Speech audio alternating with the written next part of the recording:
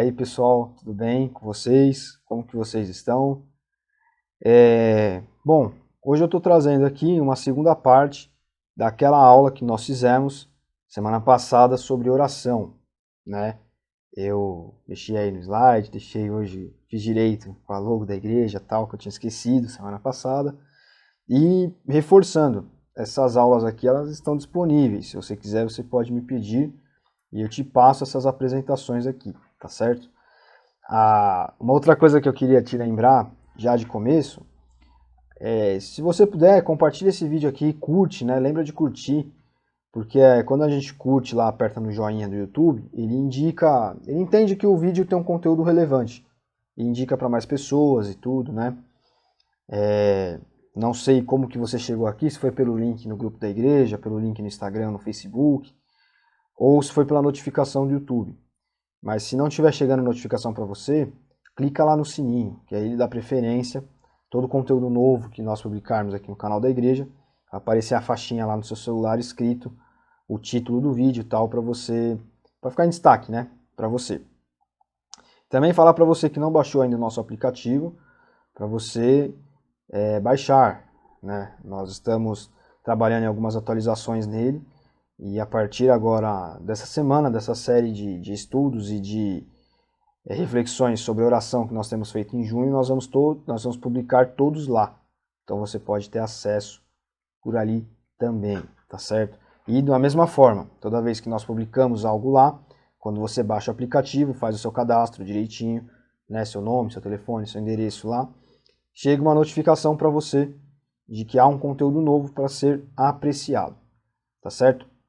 Bom, eu não vou revisar aqui o que já falamos na última aula, porque a aula está gravada, está disponível no YouTube. Eu tenho um corte a partir, né, no YouTube também, da aula a partir dessa parte da oração, para que fique mais fácil de todos verem, fica um vídeo menor do que a aula inteira, que teve 1 hora, onde nós falamos sobre oração de enfrentamento, oração de fortificação, né, o que nós entendemos aqui na igreja pelo ato de orar, né? Então as nossas orações aqui na igreja, elas devem convergir para a igreja, né? É esse o pensamento que nós queremos passar para todos vocês, que nós precisamos sempre estar orando pela igreja, né? E existem sempre motivos para nós orarmos. Então, para que Deus se manifeste, para que nós, né, todos nós da Ibrave aqui, cresçamos espiritualmente, né, possamos de fato viver uma vida que enxergue Cristo no seu dia a dia, né, que veja a expressão de Cristo, a luz de Cristo em tudo que nós fizermos, né? Tem muita gente que fala sobre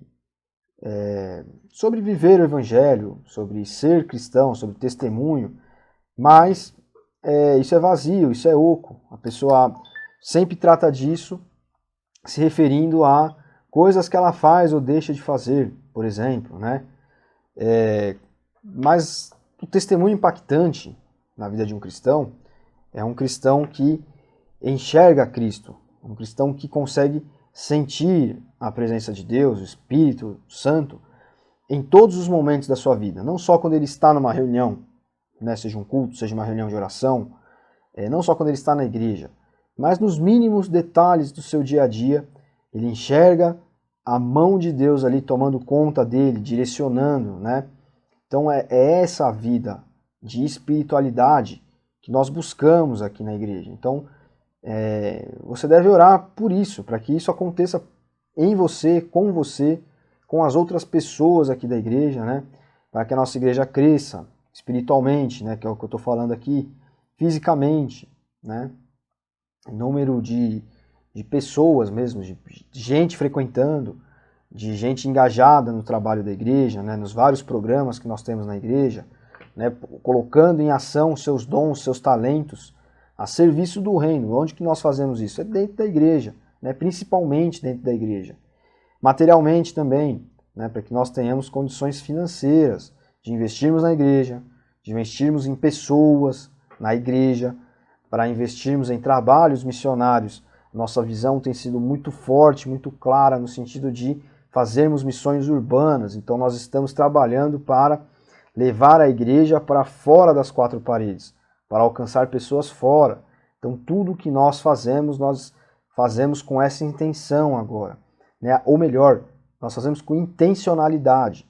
Então nós fazemos um bazar aqui na igreja, o foco do bazar principal é arrecadar valores para missões.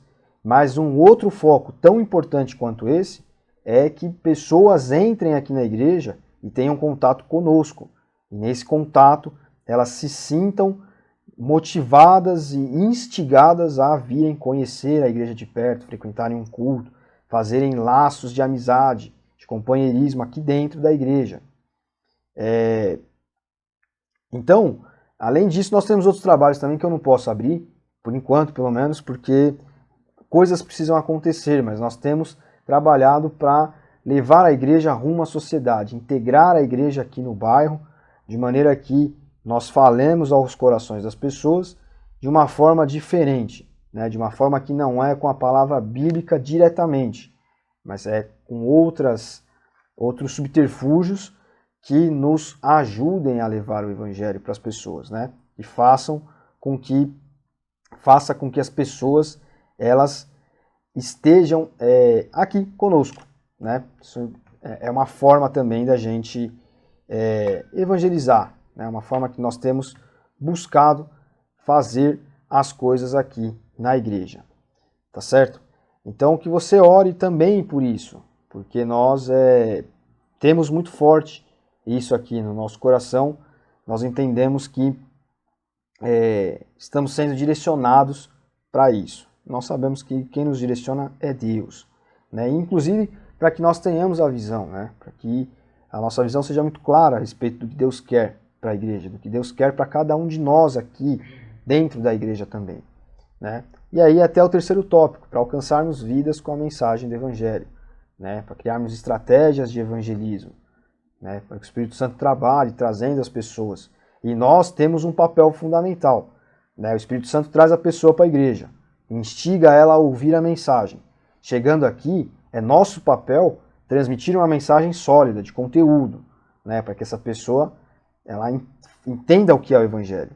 E também é fundamental a igreja ser acolhedora com essa pessoa, né? Então o Espírito Santo traz, mas não adianta o Espírito Santo trazer e a pessoa senta no banco, ninguém conversa com ela, ela passa desapercebida aqui na igreja, né? Na igreja, qualquer igreja, né?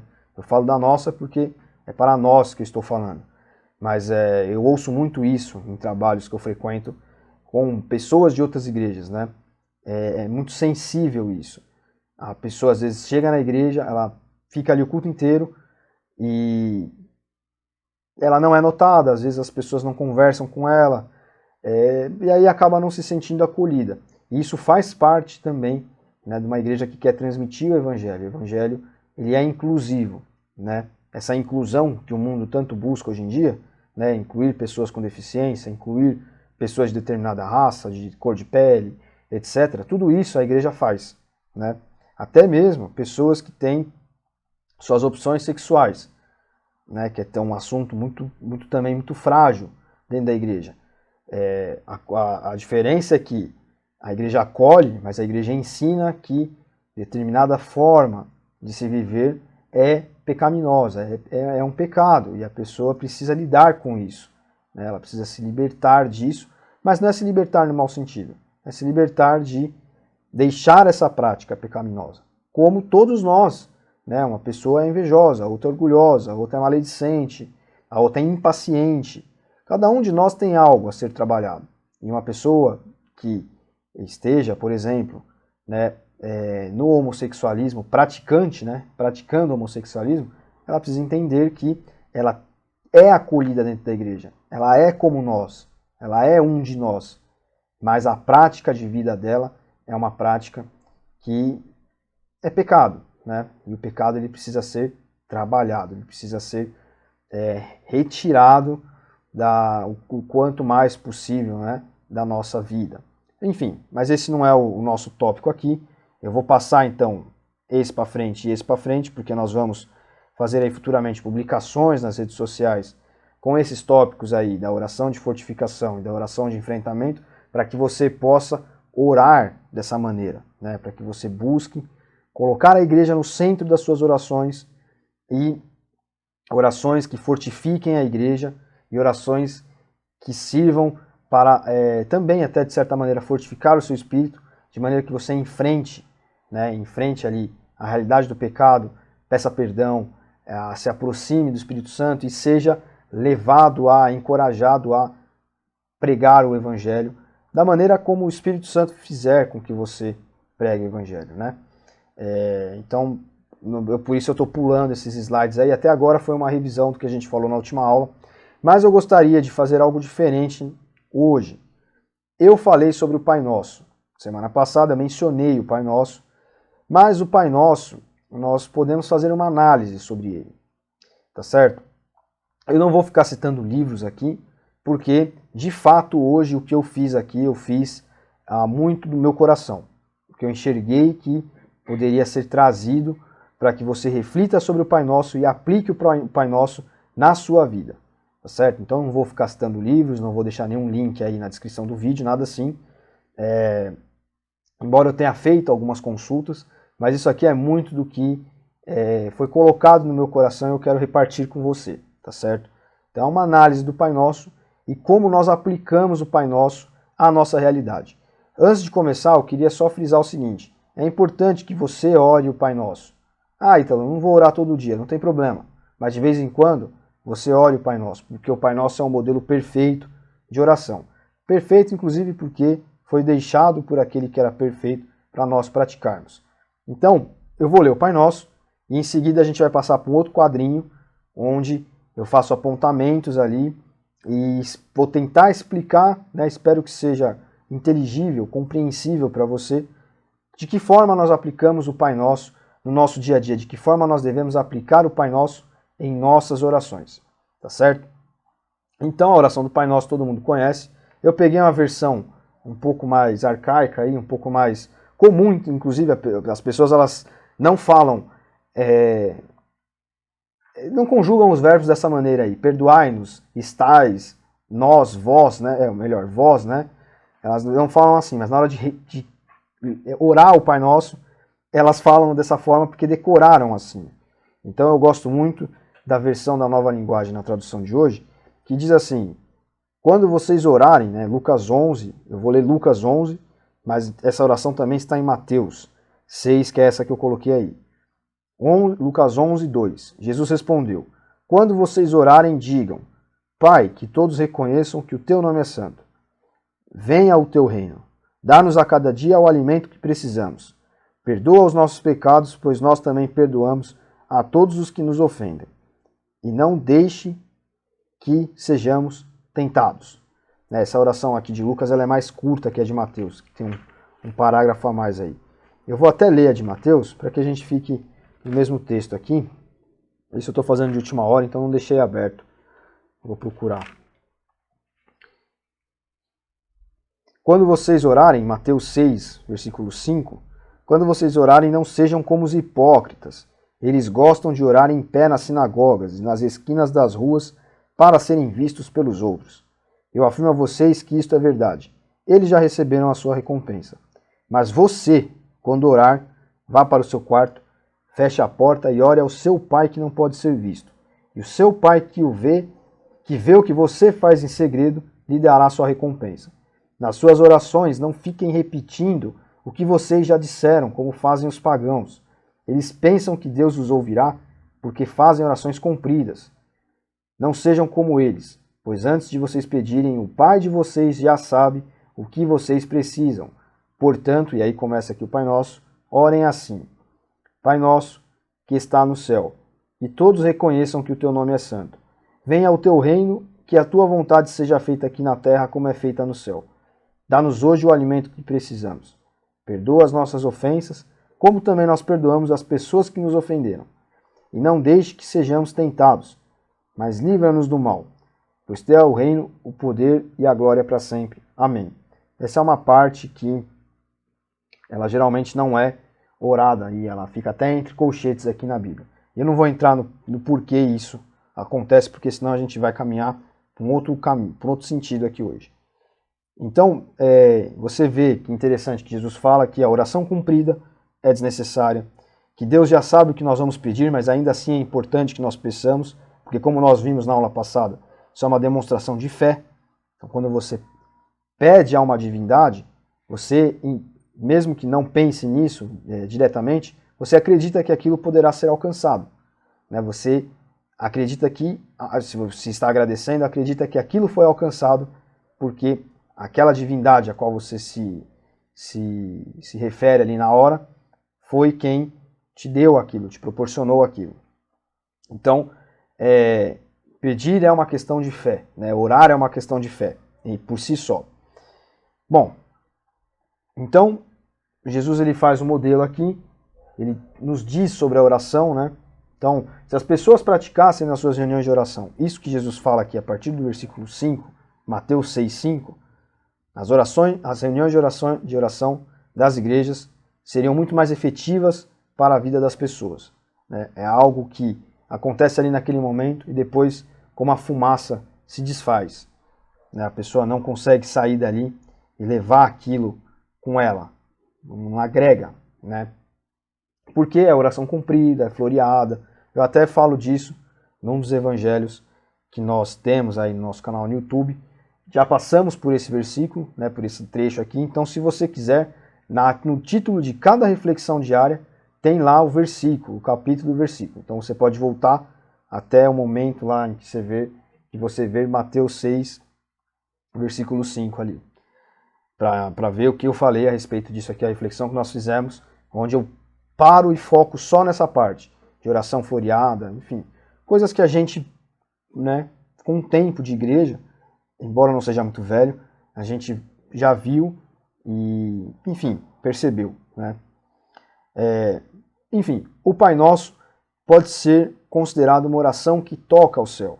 Né? Uma oração que toca o céu em que sentido? É uma oração que agrada a Deus.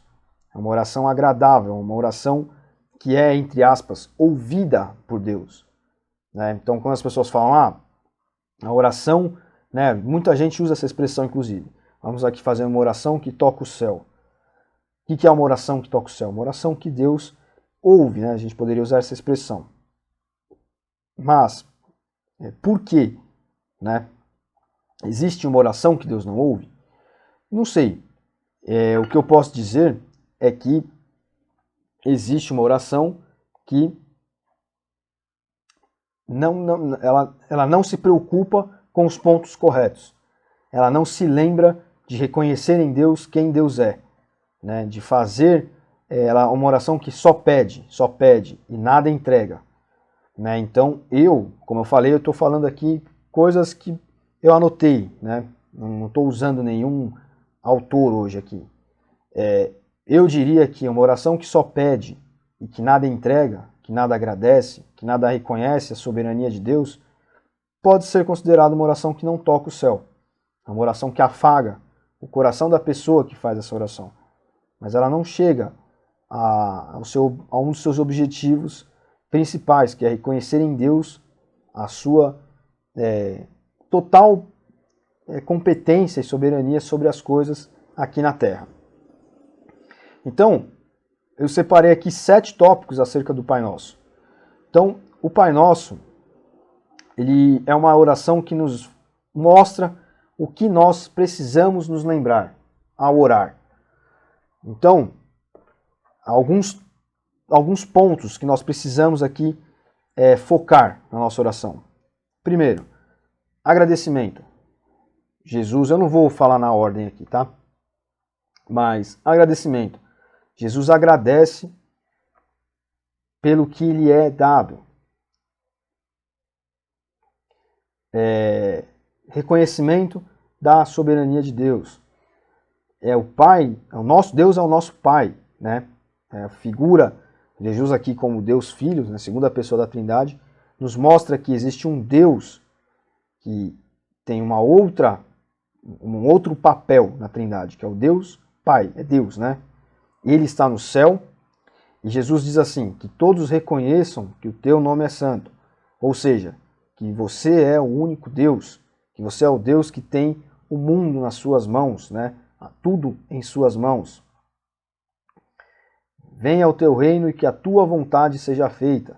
Ou seja, o que nós precisamos nos lembrar ao orar, colocar tudo na vontade de Deus. Senhor, eu estou pedindo por isso, isso e isso, mas eu não sei se eu peço da maneira correta. Então eu peço que o Senhor tome conta de tudo, que o Senhor faça a sua vontade, e que se eu não estiver entendendo a sua vontade, que o Senhor me mostre qual é. Enfim, pede aqui perdão pelos pecados.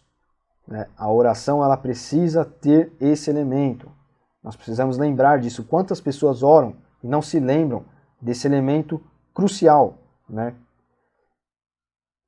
Não nos deixe que sejamos tentados, livra-nos do mal. Então pede,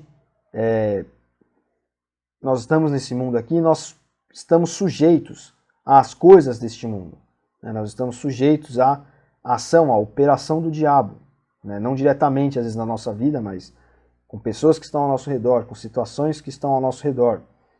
Então, você vê que cada parágrafo aqui da oração, cada versículo, Jesus está colocando um ponto que precisa ser lembrado, que precisa ser abordado.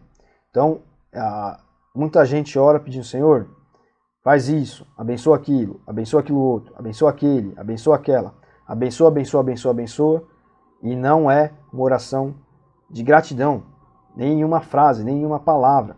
Então nós precisamos nos lembrar disso ao orar. Toda oração, assim como o Pai Nosso, precisa ter o reconhecimento da soberania de Deus. Jesus coloca Deus aqui na centralidade de tudo, né? É claro, porque ele está falando com Deus, mas é o teu reino, é a tua vontade que tem que ser feita, aqui na terra e aí no céu, né? Ou melhor, aqui, feita aqui, como é feita aí, né? O que eu como, o que eu tenho, o que eu sou, é o Senhor quem me dá, é o Senhor quem faz com que aconteça, que faz com que seja, né? Dá-nos hoje o alimento de que precisamos. Então não é dá-nos para sempre, dá-nos amanhã, é dá-nos hoje. Senhor, obrigado porque hoje eu estou vivo, obrigado porque hoje eu posso ir à igreja, eu pude ir à igreja. Obrigado porque hoje eu tenho condições de, sei lá, ver esse vídeo, gravar esse vídeo. Obrigado porque hoje eu tenho a oportunidade de falar com o Senhor. Obrigado porque hoje eu tenho saúde, eu tenho as coisas, as pessoas estão aqui ao meu redor. Né? Então, é o reconhecimento da soberania de Deus, porque tudo está no seu controle, no seu domínio. É Ele quem perdoa os nossos pecados. Então, é uma coisa muito interessante, porque os moralistas da igreja atual, né, nós temos muitos moralistas, né, nós convivemos inclusive com eles, são cristãos que acham que eles fazem as coisas, ou melhor, deixam de fazer, né? Eu vou usar um exemplo assim, bem bobinho. Eu não falo palavrão, eu sou um crente que não fala palavrão, não sou carnal. Eu não sou um crente carnal, eu não falo palavrão, eu não pratico imoralidade sexual, eu não traí minha mulher, não sei o quê. Então, veja só, eu sou um bom cristão, Deus se agrada de mim. Não, mas espera aí. Primeiro, nós temos pecados. Ainda que nós sejamos perfeitos, nós temos pecados, nós precisamos pedir perdão pelos pecados. E eu não sou todas essas coisas por mim mesmo. É porque Deus me dá condições de ser. E mesmo que eu fale, que eu erre em alguma dessas coisas, é Deus quem me dá o perdão. É Deus quem perdoa as minhas ofensas. E geralmente essas pessoas são pessoas que têm, né, se gabam dessas coisas, que sim, podem até ser muito boas, né? Não faço nada disso, ótimo, isso é bom. Só que o quanto você está perdoando as pessoas que te ofendem, o quanto você está tendo reconhecimento de que você é uma pessoa falha, egoísta, orgulhosa, etc, etc, etc. Então, tal qual, né, tal como era na época de Jesus, que os fariseus ali, os legalistas, olhavam para os atos exteriores, hoje nós ainda esqueciam dos interiores, estavam podres por dentro, como Jesus mesmo diz, né, do sepulcro caiado. Hoje nós temos muitas pessoas assim, que olham os atos exteriores dos outros, ou até os seus próprios, mas se esquecem de olhar para dentro, né? Então o problema, muitas vezes, não é a imoralidade sexual em si, quando ela acontece, é óbvio, né? Mas é como os olhos enxergam as coisas, e isso é trabalhado dentro da pessoa, né? Mesmo que não se manifeste em ato. Né? Então o cara é muito purinho, muito bonitinho por fora, mas por dentro ele dá lugar para que isso penetre dentro dele. Então, reconhecimento da soberania de Deus. Eu não consigo nada pelas minhas próprias forças. Eu não ganho pontos com Deus quando eu sou um ótimo cristãozinho que não faz as coisas que, enfim, que crente não faz? Vamos ficar usando exemplo, né? Não. É Deus quem, primeiro, me restaura. É Ele quem toma a iniciativa de me perdoar. É Ele quem toma a iniciativa de me salvar. Né? Então não sou eu que consigo as coisas por mim mesmo. Então aqui nessa parte, Jesus deixa muito claro a soberania de Deus. E é Deus quem nos livra do mal, quem nos livra da tentação. Ele fala aqui, não deixe que sejamos tentados. Então não sou eu que sou um crente muito bonzinho, muito espiritual e não caio em tentação. É Deus quem me protege. E se eu cair, é Ele quem me perdoa. Né? Se eu errar, é Ele quem instala em mim a melhoria. Então, perdão pelos pecados e caridade cristã. Nós precisamos nos lembrar sempre nas nossas orações de, primeiro, pedir perdão pelos nossos pecados. Nós não podemos orar sem lembrar de pedir a Deus que Ele nos perdoe. Porque nós só somos o que somos e temos contato com Ele porque Ele anula em nós os nossos erros, as nossas falhas. E nós precisamos ter a caridade cristã, que a caridade cristã é um assunto muito grande. Aqui eu vou trabalhar ele dentro desses aspectos que eu vou falar. Mas, perdoa as nossas ofensas como nós perdoamos aqueles que nos ofenderam. Esse é um elemento muito forte aqui, do amor cristão, da caridade cristã. Né? Dar a outra face também pode ser compreendido dessa forma. Né? Então aquela pessoa não gosta de mim, eu sei que ela não gosta, ela me odeia, ela me inveja, mas eu peço a Deus que a perdoe. Eu enxergo nas pessoas, mesmo quando elas fazem as piores coisas possíveis, a imagem e semelhança de Deus, o amor de Cristo nelas, que também recaiu sobre mim. Então, mais uma vez falando aqui de fariseus e legalistas do nosso tempo, geralmente são pessoas que não têm essa caridade cristã, porque elas ficam condenando os outros, os seus irmãos. Então, o irmão X não pode fazer isso na igreja, tem que ficar de banco, tem que ser disciplinado, porque errou, porque pecou. Peraí, mas ele pecou assim como eu peco. É claro que há coisas que precisam ser conversadas, há coisas que são mais graves, há coisas que são menos graves. Eu não estou dizendo que isso não acontece. Mas eu não posso olhar com superioridade sobre os outros. Eu tenho que olhar para aquela pessoa e orar por ela. Poxa, o irmão, sei lá, foi pego em tal pecado. Senhor, ele precisa vencer isso. Ele só vai vencer quando ele for trabalhado pelo Senhor, no momento que o Senhor quiser, não no momento que ele quiser, não é pela força dele.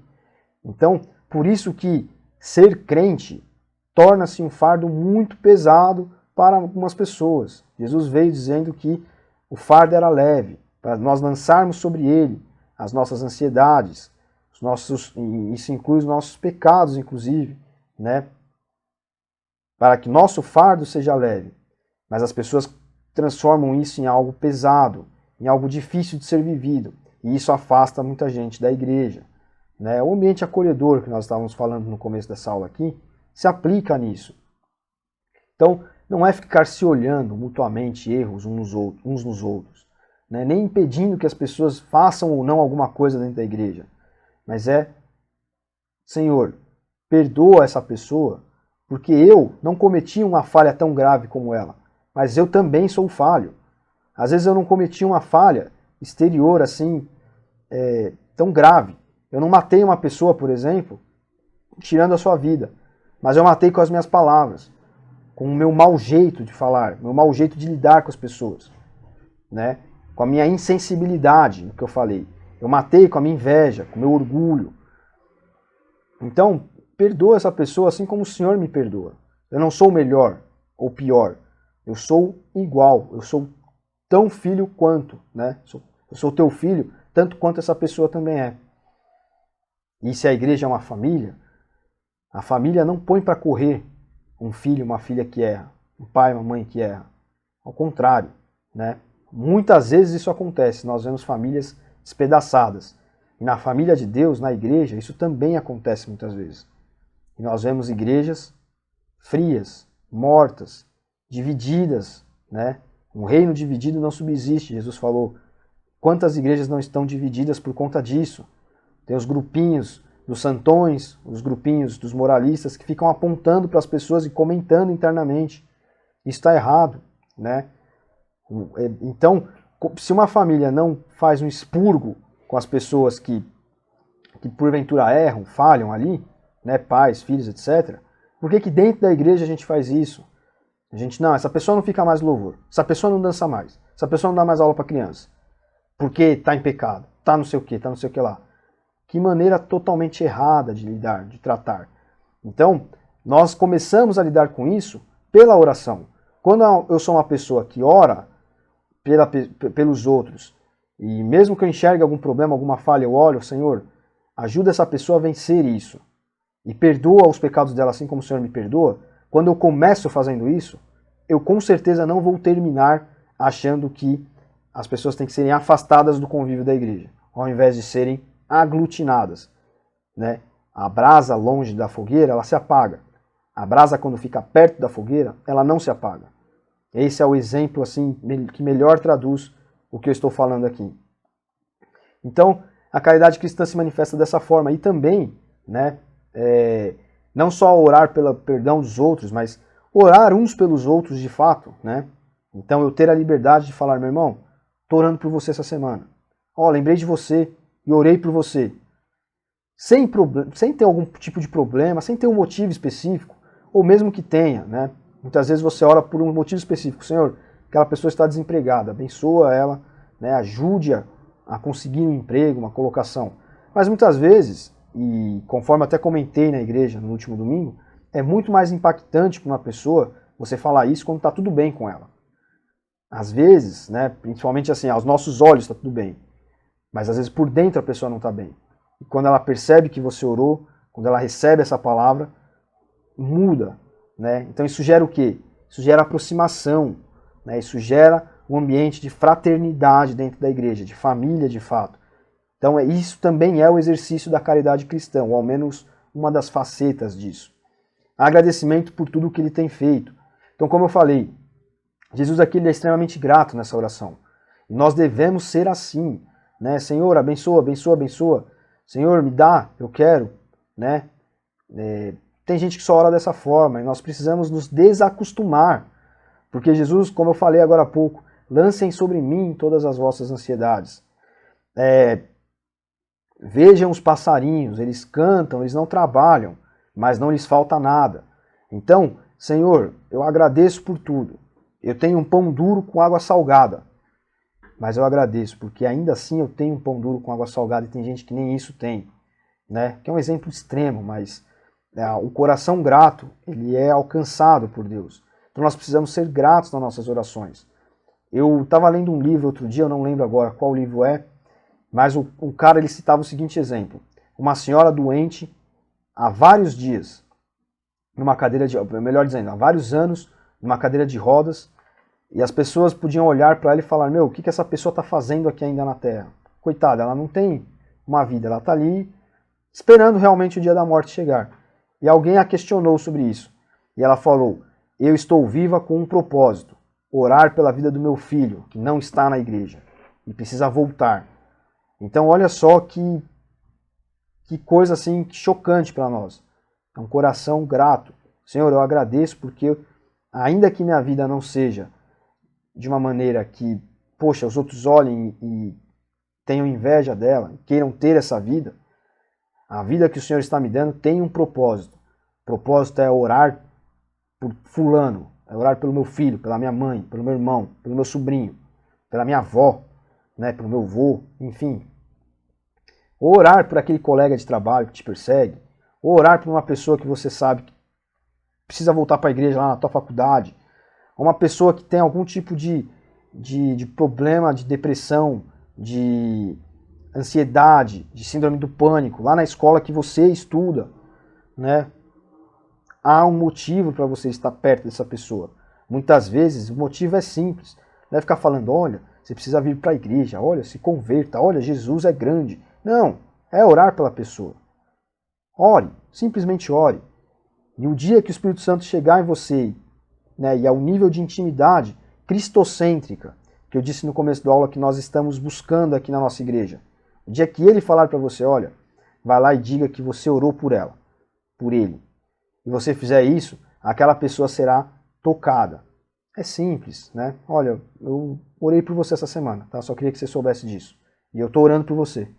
E às vezes isso vale mais do que qualquer coisa para aquela pessoa.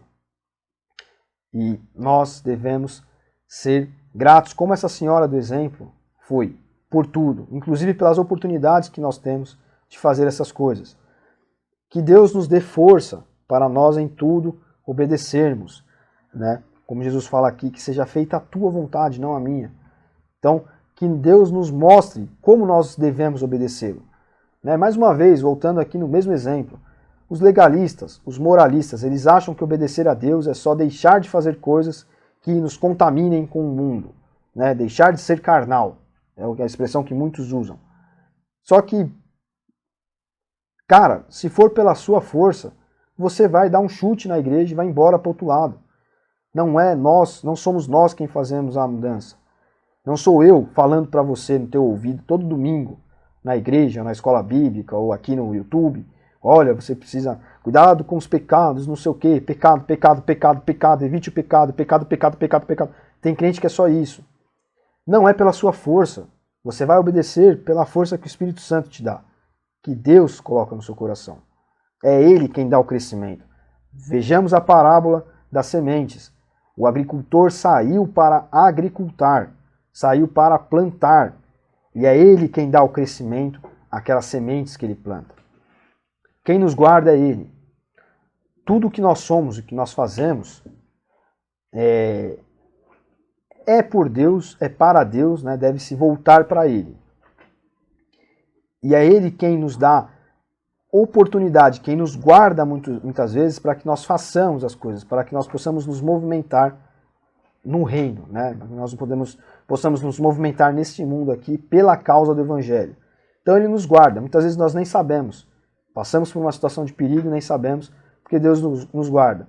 Passamos por um momento de tentação e aquilo não nos abarca, não nos abala, né? Não toma conta de nós, porque Deus nos guarda. Então, nós devemos agradecer mesmo quando nós não enxergamos isso acontecendo. Puxa, mas como que Deus me guardou? Cara, não sei, mas eu agradeço porque é Ele que está me guardando. Então eu não vou temer. Né? O salmista fala que quando passar pelo vale da sombra e da morte, né, que é aquele vale apertado, que a ovelha passa e se um lobo aparecer ali, um leão, não tem pra onde correr, ainda assim eu não temo nada, porque eu sei quem me guarda. Né? Então esses versículos assim são para nos dar força, ímpeto na nossa caminhada. E tudo pertence a Deus. O seu ministério na igreja não é seu, é de Deus. O dom que você tem não é seu, é de Deus. A sua família não é sua, é de Deus. Os seus bens aqui nessa terra, né, não é seu, é de Deus, incluindo saúde, etc. Né? Tudo, tudo, tudo é de Deus. E Ele nos disponibiliza para nós usarmos e desfrutarmos. Desfrutar e usar para Ele. Né? É a parábola dos talentos. Então, teve um lá que enterrou o talento e guardou para entregar para o seu senhor depois. E o seu senhor não gostou. Ele gostou dos outros, que negociaram e trouxeram um valor maior. É exatamente o que nós devemos fazer. Primeiro, aprimorar nossos dons, nossas habilidades para usarmos na igreja, né, na nossa vida, para usarmos pela causa dele. E segundo, reconhecermos que tudo é dele e que sem ele não somos nada. Então essas coisas aqui que eu separei, nós podemos enxergar na oração do Pai Nosso. E depois, se você for ler em Mateus, é até interessante porque em Mateus 5 ele fala sobre a oração hipócrita, etc., né, a maneira para se orar. Aqui eu vou falar rapidamente sobre a caridade cristã. Na verdade, até acabei comentando isso no último quadrinho aí. Mas orar pelos outros é uma expressão da caridade cristã. Uma das expressões, eu diria. Tá? Mas aqui a gente está focando nisso. Porque nós precisamos, pessoal, nos fixar a ideia na cabeça de que nós precisamos orar uns pelos outros, como o apóstolo fala. né? Orem uns pelos outros. Porque é a oração pelos outros que nos leva a ter intimidade com Deus e que nos faz crescer como comunidade. E como eu estava falando no começo, nós queremos fazer várias coisas, alcançar outras pessoas. Mas não adianta essas pessoas chegarem aqui e encontrarem gente iguais a eles, né? Gente que onde não se vê diferença. E o que diferencia uma igreja de qualquer outro tipo de associação? É justamente a caridade cristã. É um ambiente diferente, onde a preocupação ela é outra, né? Onde algo nos leva, nos motiva, primeiro, a estarmos juntos naquele objetivo, né? Cultuar a Deus, servir no seu reino, né? Nos movimentar para Deus. E em segundo lugar, a preocupação, onde eu oro pela pessoa, independente de se está tudo bem ou tudo mal, tudo bem ou tudo ruim, né? O Espírito Santo me leva a orar por ela. E isso, assim, são barreiras que são quebradas que a gente não tem noção. Porque são batalhas do campo espiritual, né? O simples fato de você falar para alguém, olha, eu estou orando por você, eu orei por você, né? Isso causa um impacto, e quando isso vira uma rotina dentro de uma igreja, essa é uma igreja que vai impactar o mundo, vai impactar o seu bairro, vai impactar o seu estado, sua cidade, vai, como pessoa, né, as pessoas dali vão impactar suas famílias, seus locais de trabalho, né, não é pelo seu testemunho puramente, mas é pela ação do Espírito Santo em você. Vivemos tempos de individualismo, portanto é natural que nós só peçamos oração por nós, ou por conhecidos nossos, ou por causas nossas, né? Ore pela minha causa é essa, né? Minha causa é a busca por um trabalho, é um problema X. A minha causa é meu parente que está doente, é isso, é aquilo. Não. Nós temos que nos livrar o tanto quanto pudermos desse costume de só pedir oração por nós, mas exercermos a caridade cristã, orarmos por alguém. Isso espontaneamente, né? Mesmo que no começo não seja 100% espontâneo, porque nós estamos falando aqui e às vezes você vai falar, puxa, é verdade, vou orar por fulano. A gente fala, mas quem põe a pessoa no seu coração não sou eu. Eu não estou falando por você, ó, vá lá, fulano, vá lá e ore por ciclano. De alguma forma Deus coloca no seu coração. Às vezes a gente fala, minha intuição. Às vezes a intuição é um trabalhar do Espírito Santo. Mesmo quando a gente não percebe isso, né? Mesmo quando a gente acha que é uma intuição, é o Espírito Santo nos levando a fazer alguma coisa. Nos levando a falar com alguém, a orar por alguém. Falar para alguém, olha, orei por você, estou orando por você. Elevar os nossos pedidos a Deus, enquanto nos preocupamos em orar por outra pessoa, por alguém, faz com que a nossa intimidade sobrenatural com Ele se estabeleça.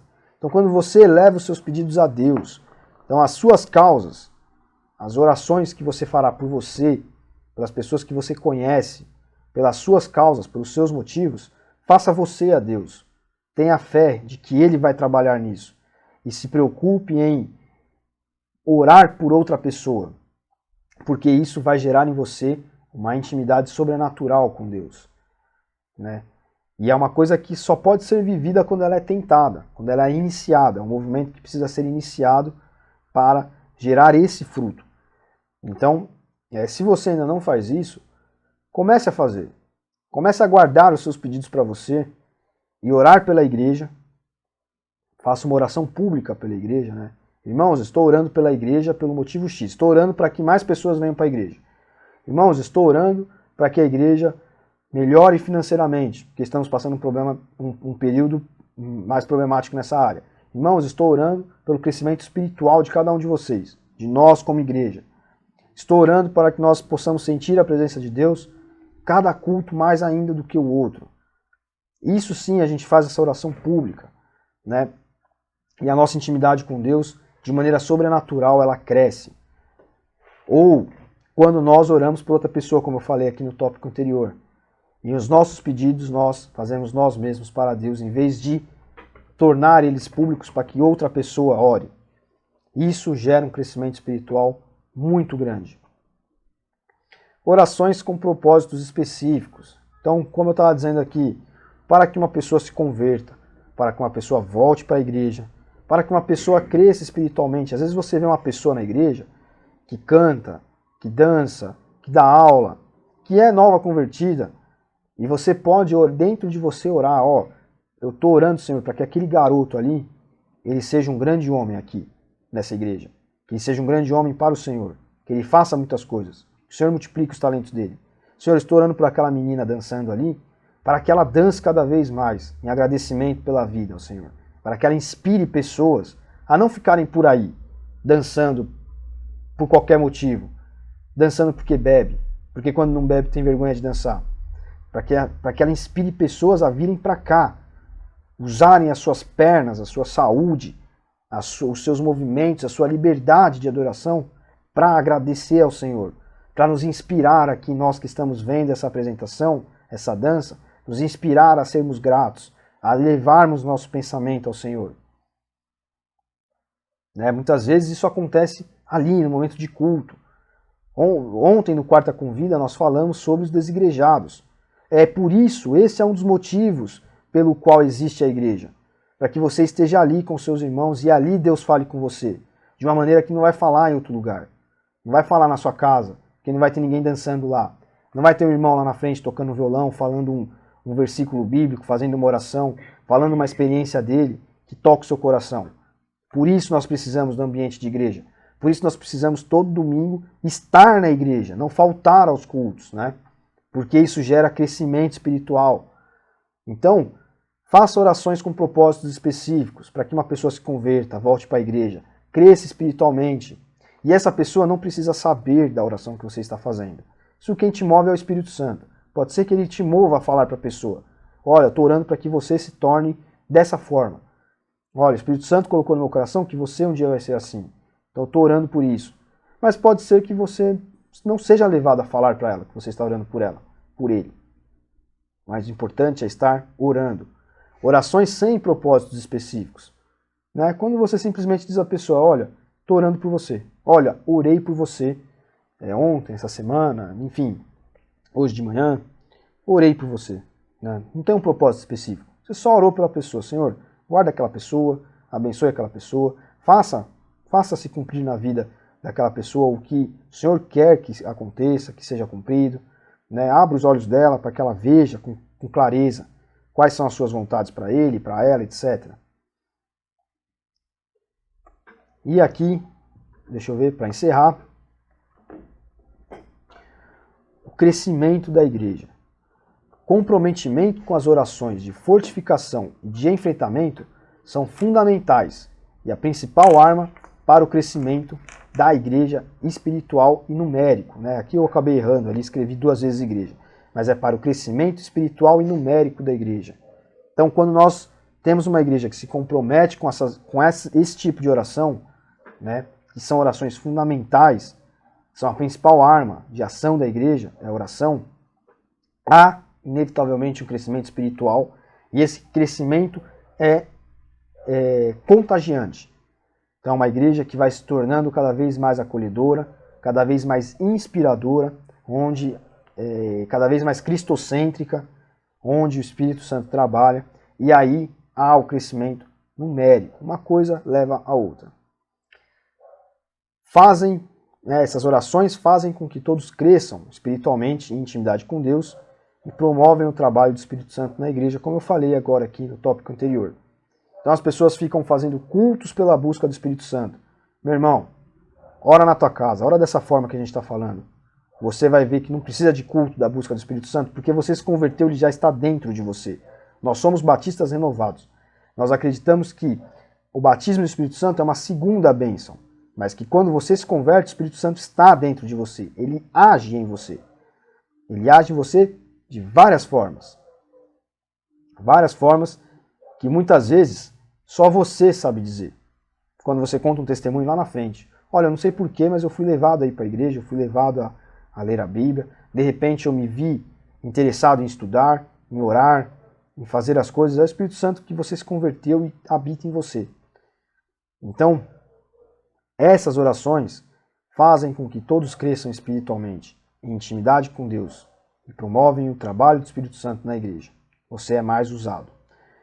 E, por último, essas orações, essa vida de oração, geram fé em todos nós, gera fé na igreja e faz com que as mudanças sejam vistas, aconteçam.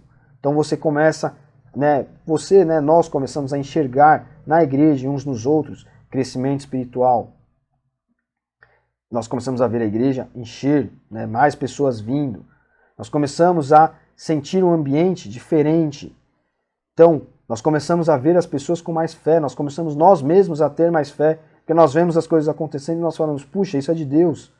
Então, orar dessa maneira gera fé em cada um de nós e faz com que nós vejamos as mudanças acontecerem e faz com que nós vivamos a Cristo no nosso dia a dia, porque essa fé nos dá força para ouvir mais a mensagem de Cristo, aqui, o que Ele nos fala ao nosso coração, e nós automaticamente passamos a, dentro da sua vontade, da vontade dEle, a mostrar Cristo para as pessoas ao nosso redor. E nós enxergarmos também Cristo na vida dos nossos irmãos, na igreja também. Então, eu queria aqui só frisar, essas são as importâncias da oração, das orações. Então, que nós possamos orar dessa forma, orar, essa oração de fortificação, de enfrentamento, entregar tudo a Deus, ter aqui o Pai Nosso como modelo, orar o Pai Nosso cotidianamente, de tempos em tempos, ore o Pai Nosso, ou de manhã quando você acordar, não sei. Deus te mostra como você vai orar. Peça a Ele que Ele te mostre. Mas o importante é que nós tenhamos foco na forma como nós oramos. Que nós saibamos, enfim, a forma certa de fazer as coisas. Porque Deus Ele nos mostra o que nós precisamos fazer. Então, pessoal, deixa eu aqui só arrumar meu quadrinho que está tudo fora de lugar. Então era isso que eu gostaria de trazer hoje aqui para vocês. A importância dessas orações e como nós, enfim, devemos buscar isso daqui. Devemos buscar essa vida de oração diferente. Essa vida de oração especial, digamos assim. Eu vou colocar como especial porque é algo que as pessoas, elas não...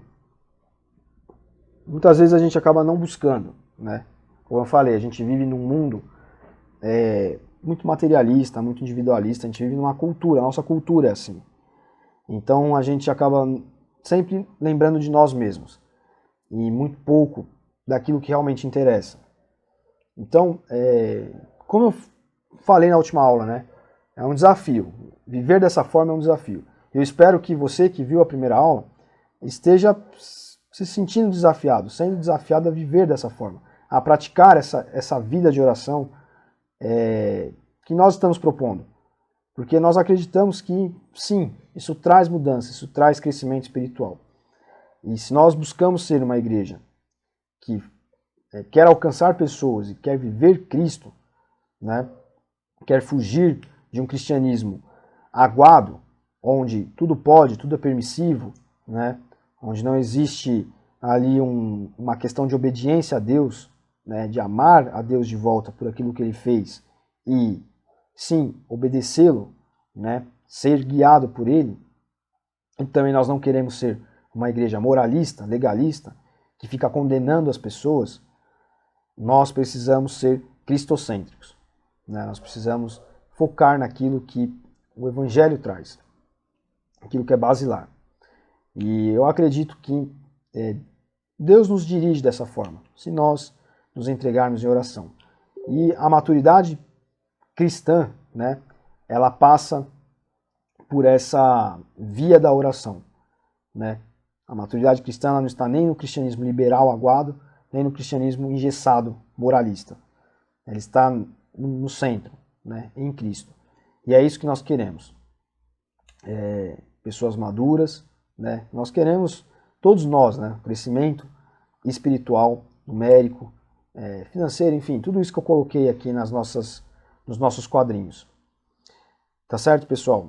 Então, espero que esse complemento aqui tenha sido útil, né? Vamos ver se na próxima semana eu trago o estudo em João que eu estou preparando, ou se a gente conclui essas aulas sobre oração, porque tem se mostrado um assunto assim bem rico, né? E talvez eu traga aí uma aula sobre oração, sobre como a igreja do Novo Testamento ela orava uns pelos outros, como Paulo ele nos instiga, né, a orarmos uns pelos outros, como ele faz esse tipo de oração, né? Ele faz oração pelas igrejas, ele pede também, mas ele está sempre ali orando, pedindo a Deus em favor das pessoas. Então, talvez ainda tenhamos mais uma aula sobre oração na próxima semana. E aí é bom porque a gente fecha esse mês, né? É um mês que a gente tem falado sobre oração de Jabes aos domingos e nós temos implementado essa campanha de oração na igreja aí. Mas não é uma campanha de oração, vamos orar por cura, vamos orar pelas famílias. Não. Nós vamos criar a cultura da oração que faz frutificar aqui a videira, né? Nós temos um livro que já há alguns anos, é um livro que nós estamos lendo e tem nos direcionado, que chama A Treliça e a Videira. A videira, a treliça é o apoio para onde a videira cresce. A videira é uma árvore que cresce assim, os ramos se espalham. Mas a videira é que tem vida, não a treliça. Então, a igreja que trabalha a oração dessa forma é uma igreja que tem vida. É uma igreja onde os ramos da videira produzem frutos. E é isso que nós estamos buscando. Então, esse mês aqui, nós estamos com essa campanha de oração, para que você tenha uma vida de oração, para que você desenvolva isso, seja motivado a isso, né? Que o Espírito Santo nos guie em oração. Tá certo, pessoal? Então, se você chegou até aqui, não esqueça, curta o vídeo, compartilhe com alguém, né? Porque isso ajuda também o nosso alcance, o canal da igreja ficar mais assistido. E não perca as próximas aulas aí, nós vamos colocar aqui às quintas-feiras, no Aprendendo com a Bíblia, e no domingo nós estaremos juntos aí. E ore pela igreja, ore pelos nossos programas, pelo Colmeia, pelos cultos, pelos ministérios, Ministério de Louvor, Ministério Pastoral, Ministério das pessoas que trabalham com recepção, Ministério de Mulheres. Ore por tudo, né? Para que nós estejamos ali nos fortalecendo, para que pessoas despontem como lideranças, né? E que em tudo nós sejamos aí menos de nós e mais de Cristo, né? No centro aqui da nossa vida, da videira aqui da Ibrave. Tá certo? Então até domingo. Um beijo no seu coração. Deus te abençoe.